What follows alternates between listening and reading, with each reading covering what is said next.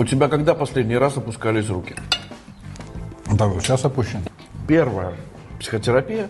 Второе – кунилингус.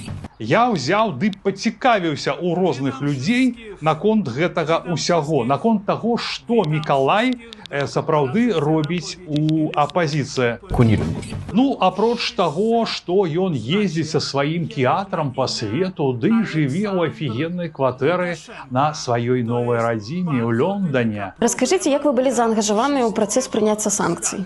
Странная история, потому что по логике я не должен был в этом находиться. Потому что это произошло в 2011 году. Мікалай, прабачце, канешне, я запытаўся ў людзей, што працуюць над санкцыямі пра вашую ролю, і яны мне адказалі, што вы ніякага дачынення да іх не маеце і не працавалі над ими. Поскольку мы в политике-то давно, и друзей там огромное количество в разных странах среди политиков, то мы поняли, что нужно какое-то давление на режим, чтобы начали освобождать политзаключенных.